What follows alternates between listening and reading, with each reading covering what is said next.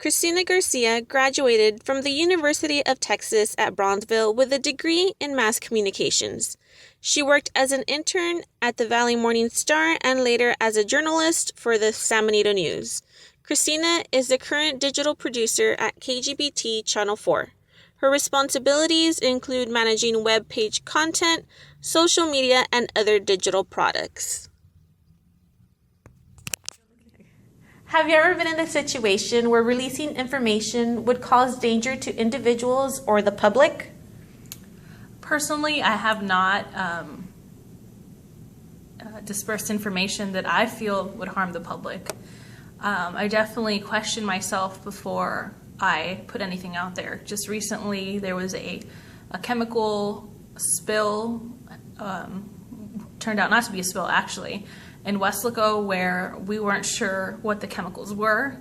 And as a digital producer who is often the first line of communication to the public, because people are constantly getting their information online now rather than waiting for 6 o'clock, 10 o'clock, I felt that I needed to know exactly what those chemicals were for certain before we disperse that information, because people would be concerned. There could be a neighborhood around.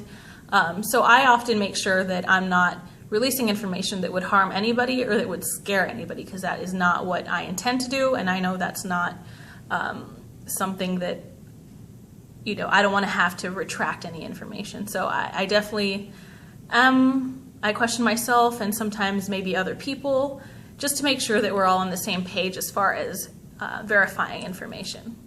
Have you ever had to censor speech? And if you had, was it reasonable? I wouldn't call it censoring speech, but sometimes there are comments that could be filled with profanity or nudity, sometimes even racial slurs in our social media pages. And sometimes I will flag those because there could be, people underage, or we just do not allow that sort of material on our website, and of course we get hundreds and hundreds of comments a day.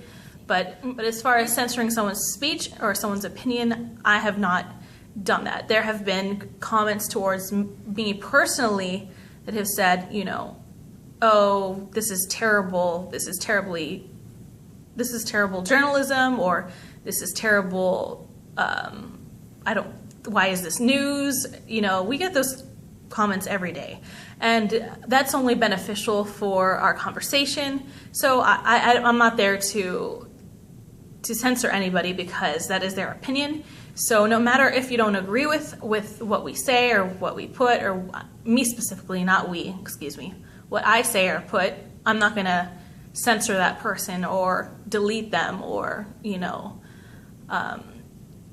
or if someone has an opinion and it's a quote, I don't feel that it should be taken out of context. So I do feel that I pride myself in being ethical, so I don't censor people, even if it's about me personally or about. So roughly, you've been in the media about 3.5 to 4 or 5 years. Have your ethical views in communication changed in any way in those past few years? If so, how? I'd say yes. At the beginning, I feel like I was a bit naive as to what, it was about. So I do feel that going from newspaper to digital journalism, it has definitely changed, because everything's evolving nowadays, we always want to be, everyone is always wants to be first, So a newspaper, you're not really first ever. So I do feel that they've changed in a way where I have to just ask myself if I'm doing the right thing, or if this is what should be putting out there, what we should be putting out there to the public, or what I should be putting out there to the public. So I feel they've changed, but only for the positive. I feel that I know what media ethics are now, as opposed to when I first started. I just was a little lost and confused like anybody. I mean, I was a college student writing for the newspaper, and I was still in college when I had my current job, so having taken a media ethics class and having taken a few jobs in the industry, I do feel that they've only improved. What do you feel is a major ethical or legal challenge facing the industry today? I do feel that on social media there's so much misinformation.